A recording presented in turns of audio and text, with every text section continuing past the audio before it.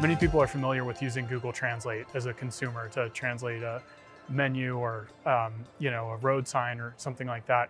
When you get into business and you're distributing a product or a service, or you're marketing to people or supporting to people in other countries, historically that has been done entirely manually by people. But now with AI systems in the enterprise, we can do that in a much more automated and efficient way. And tell me about your motivation in starting LILT. My co-founder and I have been working on most of our professional life has been about making the internet multilingual. And we met working on Google Translate. And so we thought it was like the most important product coming out of computer science at that time. But what we noticed was that while it had had massive impact for consumers, businesses didn't use it at all, really, including Google itself. And so we went on to, our view was, let's build an enterprise version of it that all large businesses that are operating globally can use. And what sets it apart from its competitors? Yeah, so it's a complete end-to-end platform. And so it has a couple of things that are absolutely essential in the enterprise that you don't need in consumer world. The first is custom model building. So it has a self-learning capability, so the model will tune itself to each use case. So the models we would use for the New York Stock Exchange, for example, would be different than the ones that we would use for Intel, which is one of our customers. The second thing that it has is it has connectivity into enterprise systems. So data in the enterprise lives in databases, content management systems, source code repositories. So we automate all the workflows of getting content out of those systems, running it through the model, and then putting it back in. And the last thing that we offer is what we call verification. So as you know, AI models, they can't tell you whether they're right or they're wrong. So we have a service that we use we have people who validate parts of the output of the AI systems. And then what the magic comes in is that validation retrains the models. So it's this very elegant self-learning loop where the systems tune themselves to each of the customers that we work with. Would you say that's why LILT is so easy to deploy in comparison to other AI solutions? People are really excited about AI right now, which is great. And AI dates back, the term dates back to 1956. So it's not like it's a new thing. What is new is the capability of these language models to do really useful things, whether that's conversational interaction or translation or news summarization. And so we're used to using that as consumers. When you get in the enterprise, customizing those models so that they work really, really well for a financial use case or an e-commerce use case, many businesses, in fact, almost all businesses struggle with that, including the largest and most sophisticated technology companies. So our system makes it very easy to do that. And AI, like you said, is at the forefront of many discussions around the world, especially here on Wall Street. I mean, how do you keep up with the ever-changing landscape, remain innovative and ahead of the curve? It's really important in this age to work with businesses that have people in leadership who are from the field. And so my co-founder and I were both research scientists. We met working at Google, but I was a researcher from Stanford. He's on the faculty at Berkeley.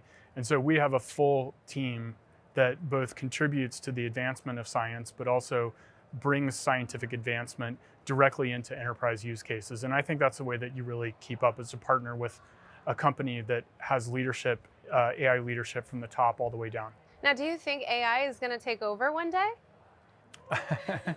I think the right way to think about it is the tasks that AI can do. So, and there are already many tasks that AI is much better at than we are. Search is an AI task, and we as humans are not able to have the entire internet in our brains and then produce a result instantly doing that. So that is already a superhuman capability. And I think what's really interesting is that there are more and more tasks in the enterprise, whether it's writing or creating software or doing content generation and translation, that AI can do. And that frees people up to go do other jobs that are cognitively more demanding, require creativity, planning, intuition, and problem solving that AI systems are not good at. And obviously you need people to manage the AI and fix it, right? That's correct. So I think we talked about the model building part. The next layer up is workflows. And in businesses, you have groups of people working together in teams to accomplish tasks. And so workflows suddenly get very complicated. And so you need a system that can orchestrate how people and AI work together to accomplish a task. And what's next for LILT? Well, what I'm most excited about is the V3 models that we recently released. So this is our latest and most capable generation of models that follows on the V2 models that we released last year. We've got a bunch of benchmarks that we published. And this is really great for customers because the customization capability is much better. And also the capability for languages that are harder for AI systems to process. So these are lower resource languages with fewer speakers. The translation quality is excellent. And so this turns into higher efficiency and shorter turnaround time for our customers. Can you give me some examples of customer use cases? And let me give you two. I'll give you a private sector one and I'll give you a public sector one. So the private sector use case is Intel, which is one of our longest standing partners and a real pioneer in AI. For most of the last 4 years, every word that you can find on Intel.com and any piece of marketing, product enablement, product sheets that appears in a non-English language, that's actually AI generated through our system. And so that's enabled Intel to massively scale their global operations into other parts of the world. Again, moving from a fully human service-based, labor-based workflow to mostly AI automation. So that's one in the private sector. The one that I'm really excited about in the public sector is the National Weather Service. So in 2021, Hurricane Ida killed a number of people who didn't speak English, and they didn't get the weather alerts that a hurricane was coming from the National Weather Service.